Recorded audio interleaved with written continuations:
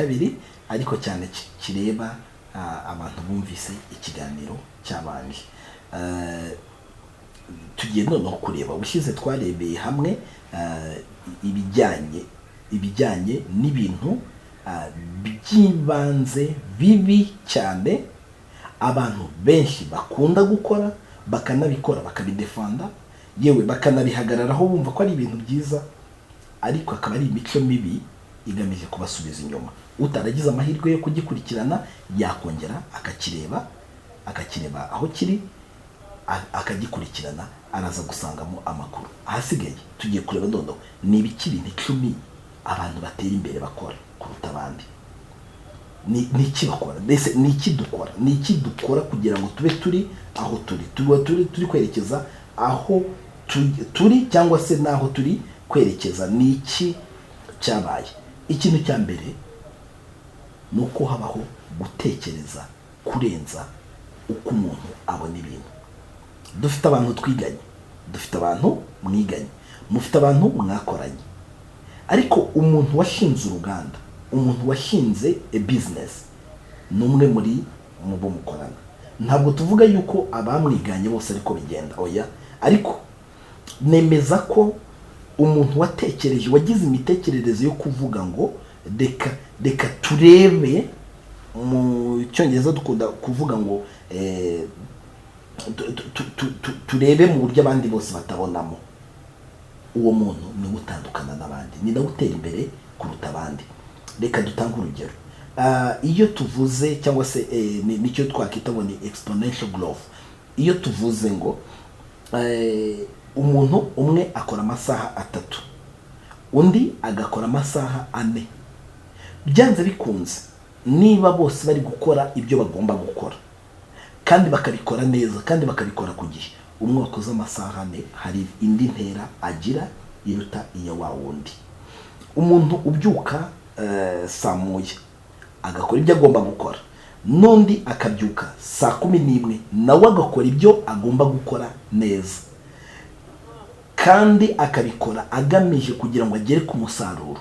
Ya masaha yamurushije n'umusaruro uzakomokamo nawe azawumurusha. Bivuze ko ibyo ngibyo bisaba ko habaho gutekereza kuruta uko abandi batekereza. Icya kabiri ni iki?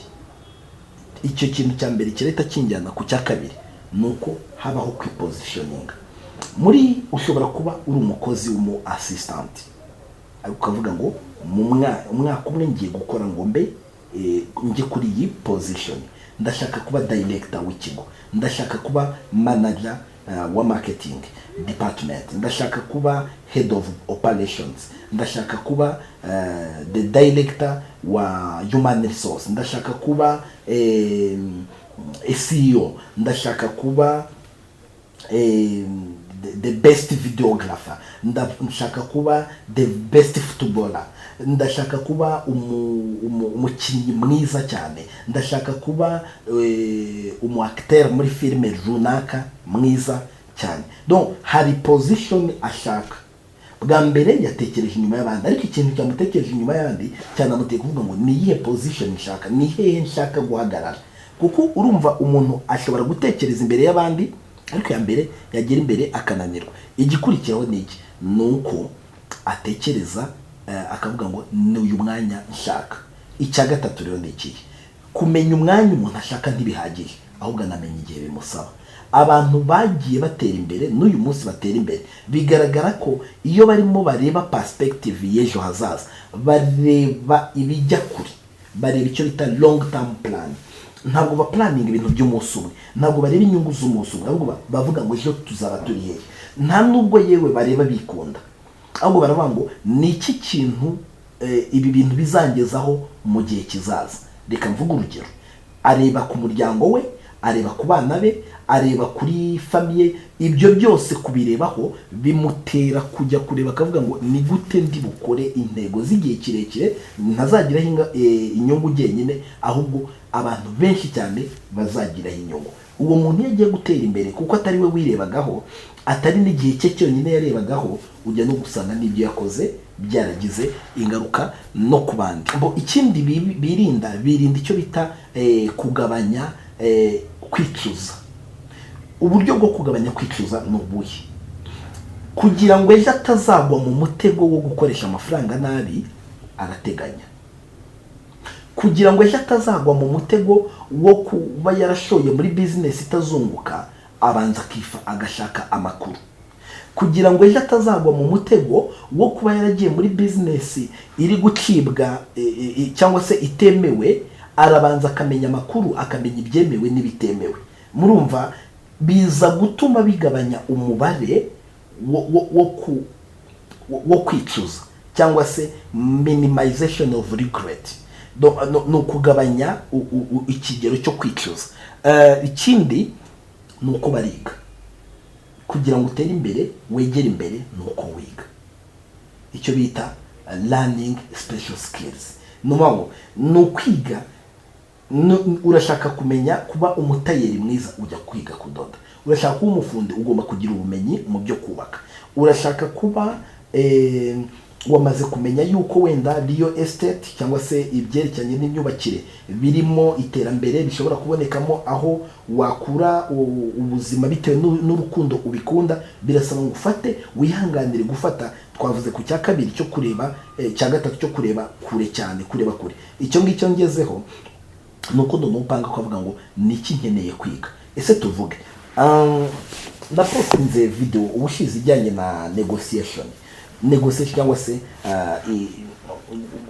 guharira ariko kugamije gucuruza negotiation. So ni bangahe biga negotiation? Ese sinzi negotiation, so ngiye ku managinga ikigo, management, urwego rwanjye rwo ku managinga ikigo ni uruhe? Ese iby'amafaranga ndabizi, financial education, financial management.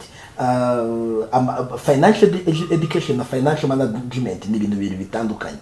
Financial education ni ubumenyi mu by'amafaranga, kumenya kunegosia, kumenya gucuruza, kumenya gucunga abakozi, kumenya ubwo bumenyi bwose, kumenya ukagira skills, uzi nkeneye gukoresha ikoranabuhanga. Ese nzi digital marketing, nzi kwamamaza nkoresheje ikoranabuhanga. Ese nibiki bisabwa, nibiki nkeneye, ese nkora content zanjye gute? Ibyo byose nibikenewe. Nukuvuga ngo ikindi bakora nuko bakora leverage. Leverage ni iki? Mu by'ukuri umutwe wanjye wakabaye ubara buri saha uhereye igihe nabyukiye nkabara ngo 1 2 3 4 5 6 7 8 9 10, ariko hakozwe isaha akazi kari nakaye nayo kugira ngo imbwire igihe, kugira ngo byorohere umutwe wanjye kutaza gukora cyane, kugira ngo nze kubona icyo nkora. Niki rero abo bantu bakora nyuma ya bwa bumenyi amenya? Nsubiye kuri icyo cy'ubumenyi, abantu benshi cyane bajya babashuka, bakababwira, bakunda kubwira urubyiruko ngo Bill Gates ngo ntabwo yize, ngo ntabwo Mark Zuckerberg ngo yize, ngo yagarukiye ngo muri kaminuza, ngo bana urubyiruko ndetse namwe bantu bakuru. Reka mbabwire ku bumenyi ni ingenzi ndetse cyane. Ntabwo dushobora kuvuga ngo runaka ntiyize, oya. Ahubwo yari afite ubumenyi bwihariye, ayo twise special skills. Ubwo bumenyi bwihariye arabumenya, mu kubumenya ariko bwabyaye umusaruro butuma ngubu mu kigo cye akoreramo hari abantu barenga umubare munini cyane baba engineers, bafite PhD, baba doctors, bafite ubumenyi burambye bukomeye cyane watigeze anageraho, ariko bamukorera. Iyo niyo twita leverage. No kuvuga gute rero, kuva hano kugira ngo nkore urugendo rw'ibirometero 2, umwe akoresha moto, undi akoresha tap and go bus, undi akoresha taxi voiture, undi akoresha imodoka se ye bwite cyangwa se ikinyabiziga kindi atwara, ariko icyo ni leverage. Na hantu kugira ngo hagere vuba akoresha leverage.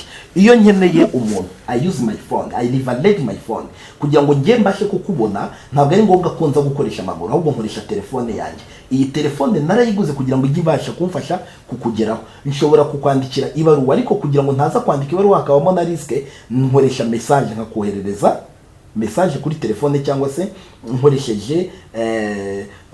nkoresheje WhatsApp, cyangwa se nkakoresha Signal n'izindi social media zitandukanye kugira ngo mbashe kukugezaho ubutumwa nkoresha leverage. So bantu batera imbere bakora iki rero? Barivareginga ibishoboka byose, bakora ibyo bagomba gukora, ariko ibindi bigakorwa n'abandi, bikaza gutuma noneho niba hari yarakeneye gukora isaha 8, iyo ari gukorana n'abandi yisanga yakoze amasaha 20 cyangwa 30 cyangwa 1000. Hari n'abakoresha amasaha ni leverage, ariko bagakora cyane nubwo baba barivareginze.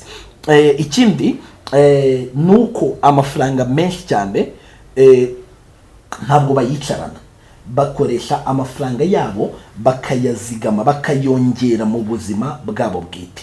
Bivuze iki? Niba afite amafaranga yungutse kuri banki runa, abitse kuri banki, araba nice amafaranga yandi yakora.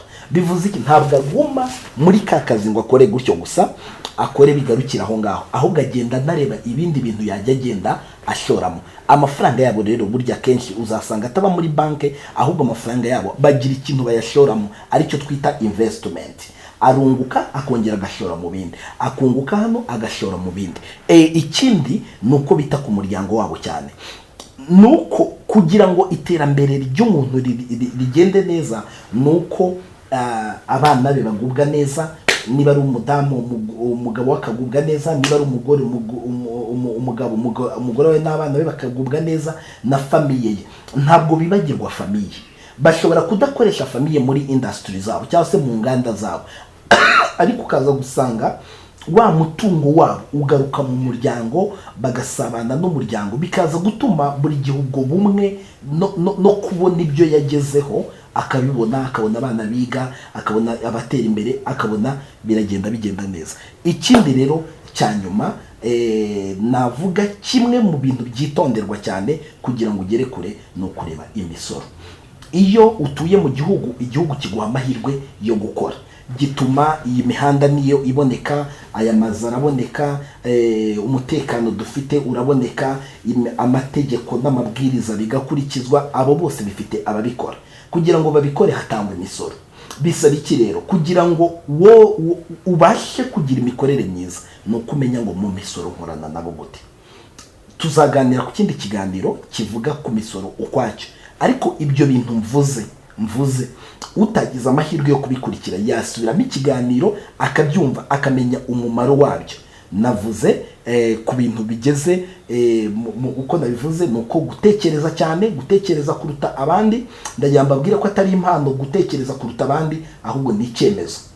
Ikindi nuko muri uko gutekereza cyane wipositioning, ukavuga ngo navuze ko gutekereza kuruta abandi. Ikindi ni ukuvuga ngo umwanya wanjye nshaka nuwuhe. Ikindi ni ugutekereza ingengo y'imari y'igihe kirekire, cyangwa se kugira long term plan, igihe kirekire.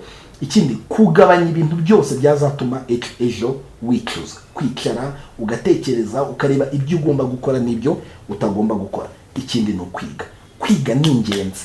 Kwiga ni ingenzi, nta muntu wakubwira ko utize. Ntabwo kwiga mvuga hano ari kugenda ngo uzane diplome runaka, uzane degree runaka, uzane certificate runaka, ahubwo no kumenya ngo iyi skills, ibi bintu nshaka kumenya, ibi nshaka gukora ndabyumva neza, kandi ukajya uhora ubyihuguramo uko bukeye nuko bwije. Ikindi no kumenya gukorana n'abandi, no gukoresha ibikoresho byose byashyizweho ngo bikorohereza akazi, ukamenya kubikoresha. Ikindi ni ukumenya ko amafaranga yawe yose agomba gukora. Niba ari amafaranga ari kuri banki, amafaranga yari kuri banki cyangwa se ari mu mufuka, ahora akubwira ngo buy.